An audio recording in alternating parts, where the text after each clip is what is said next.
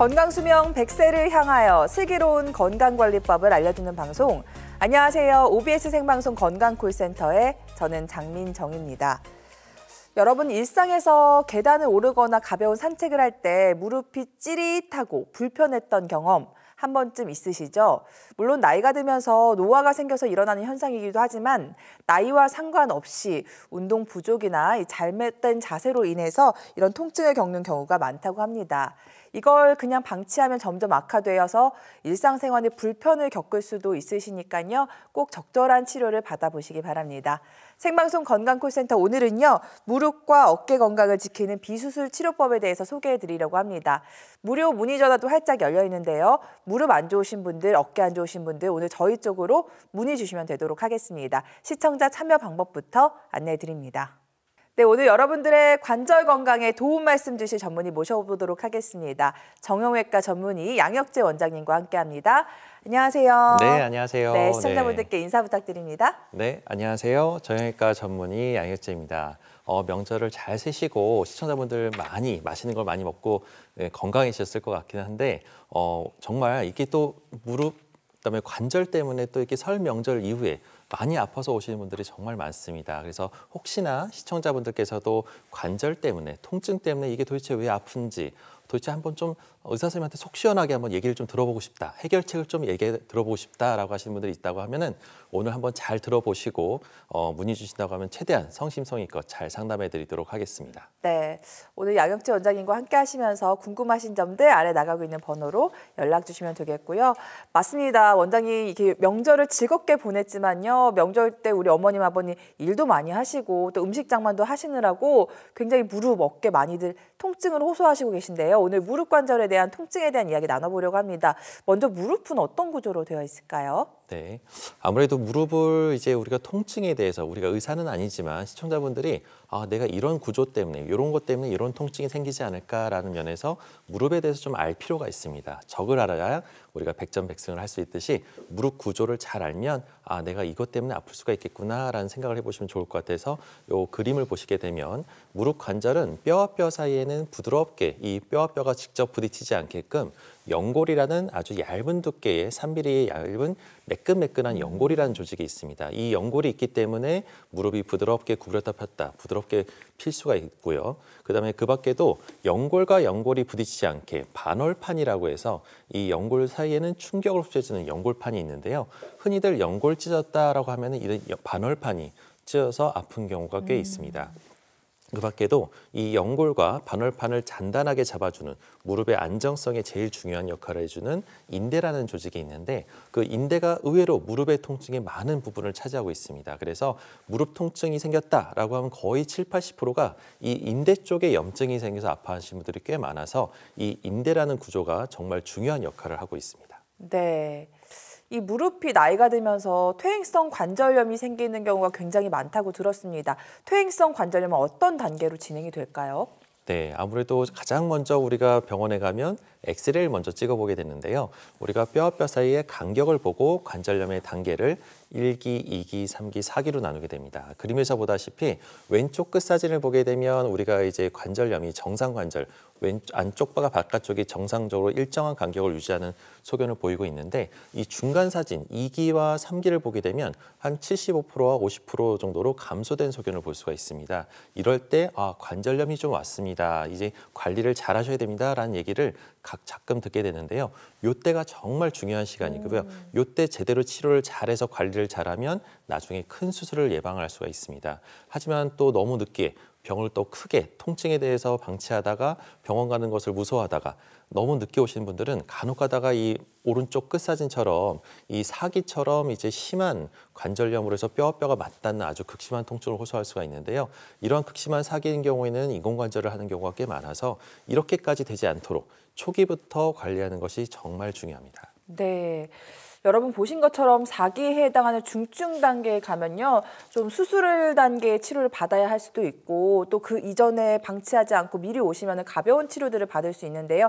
이 단계적 치료법에 대해서도 여쭤보도록 할게요. 네, 아무래도 우리가 이 단계를 무릎의 관절염 단계를 아는 것이 중요한 것이 그때마다 초기 단계에 오면 올수록 대부분의 시청자분들, 어르신들이 제일 원하시는 간단한 주사나 약물 치료로 빨리 회복될 수 있게 할 수가 있습니다. 그래서 일단은 처음에 병원에 오셨을 때 정확한 진단을 통해서 진단을 받는 것이 중요하고, 내가 몇 개에 속한다라는 얘기를 들었을 때 초기에 비교적 일기나 정상 관절에 속했을 때는 단순 염증이나 인대 염증일 가능성이 높아서 보존적 치료로 약물 치료나 운동 치료, 간단한 물리 치료로 쉽게 회복되는 경우가 많고요. 하지만 2기나 3기, 거기다가 또 다리까지 휘어지는 이런 내반 변형이라는 변형까지 오게 되면은 관절염이 급격하게, 남들은 한 5년에서 10년 동안 진행될 관절염이 어느 한순간에 무너지면서 2, 3개월 만에 갑자기 악화되는 경우가 있습니다. 이 시기가 정말 치료의 골든 타임인데요. 이 시기를 잘 찾아서 우리가 초기에 빨리 연골 손상의 진행을 빨리 막기 위해서 줄기세포를 이식하는 간단한 시술을 받거나, 아니면 주사를 통해서 재생을 유도하거나, 또한 인대 염증이나 이런 것들이 무너지려고 할 때 인대를 튼튼하게 잡아주고 관절을 튼튼하게 잡아주기 위해서 조직 재생에 도움이 될 만한 주사요법들이 있으니까요. 이런 것들을 초기에 정확하게 잘 치료하게 되면 진행을 막을 수가 있습니다. 그리고 그 밖에도 또 너무 병이 악화돼서 내가 목발을 짓거나 계단 다니는 것이 너무 힘들어서 보행이 힘들 정도로 통증이 심해서 병원에 가면 이제 수술하겠구나라고 했던 사람들도 막상 가서 전문 선생님 얘기를 들어보면 마지막 단계에서도 인공관절만 하는 것이 아니라 무릎 전체, 자기 무릎을 살려서 재생을 유도할 수 있는 여러 가지 줄기세포 이식 시술이나 수술 같은 것들이 있으니까요. 이런 것들에 대해서 경험 많은 의료진과 반드시 상의하는 것이 좋을 것 같습니다. 네. 오늘은 여러 가지 치료법 중에 비수술적인 치료법에 대해서 소개해 드리려고 하고요. 그중에서도 가장 먼저 주사 치료에 대해서 살펴보도록 하겠습니다. 요새 무릎에 맞는 주사들이 워낙 다양해서 종류도 많고, 어떤 주사들이 있고 차이점은 뭘까요? 네, 아무래도 주사를 맞았다라고 하면 어떤 주사 맞았어요? 라고 물어보면 대부분 어르신들이 난 모르겠고 그냥 주는 대로 맞았다. 맞았어요. 뭔진 모르겠어요. 네. 라고 하시는 분들이 꽤 많으세요. 하지만 요즘에는 다 알고 맞는 것이 중요합니다. 내 몸에 어떤 약을 치료했는지를 알아야 다른 병원을 가더라도 그거에 연결돼서 저희가 계속 치료를 해드릴 수가 있거든요. 그래서 주사도 원리나 이런 그 내용을 알고 계셔야 되는데, 많이들 맞는 것 중에 하나가 3개월에 한 번, 6개월에 한 번씩 뭐 3번, 5번 나눠서 맞는 히알루론산이라는 연골 주사를 맞는 경우가 꽤 많습니다.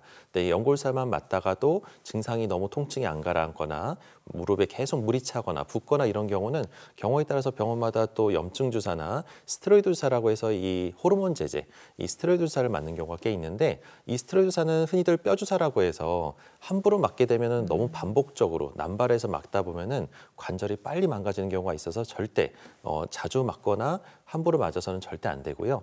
요즘에는 좀 더 좋은 방법으로 해서 PN이나 PDRN이라고 해서 세포의 재생을 유도하거나 또 인대를 강화시키면서 근본적으로 인대를 튼튼하게 해주는 조직 재생에 도움이 되는 증식 주사라는 것들이 있기 때문에 요즘 추세는 되도록이면 PN 주사나 이런 조직 재생에 도움이 되는 증식 주사를 많이 맞고 계십니다. 네.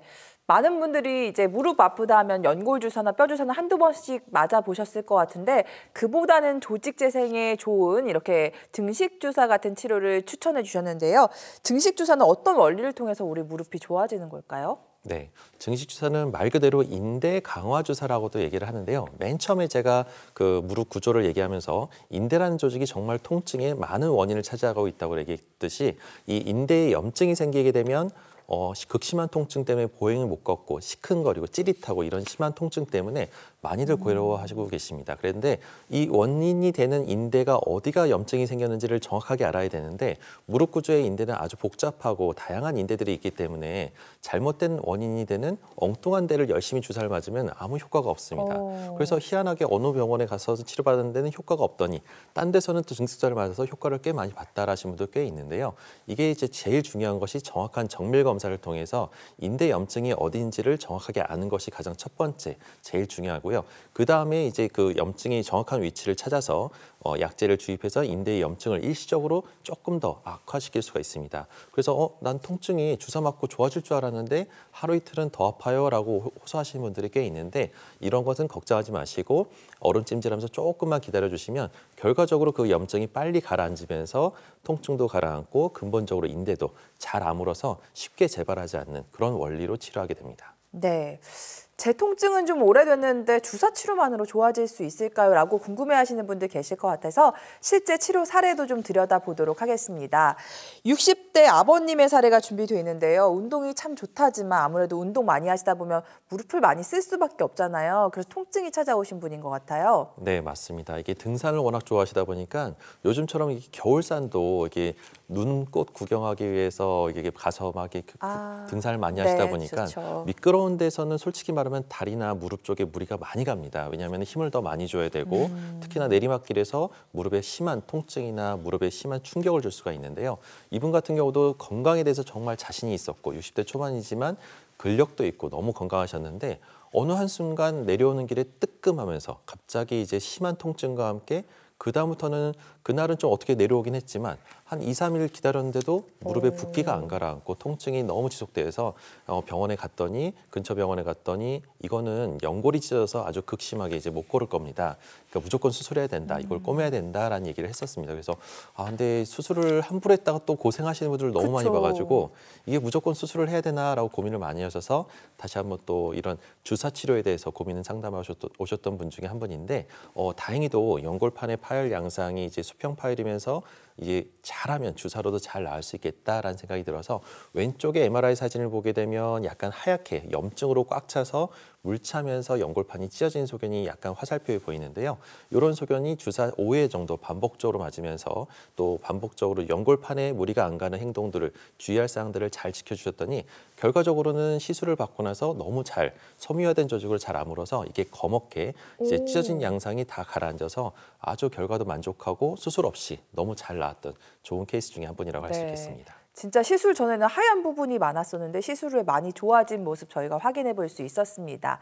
네, 무릎도 이렇게 수술받지 않고 비수술로 좋아질 수 있을까 궁금하시다면요. 오늘 저희 쪽으로 문의 주시면 되겠습니다. 시청자 참여 방법 다시 한번 안내해 드리고 여러분들의 전화 받아보도록 하겠습니다.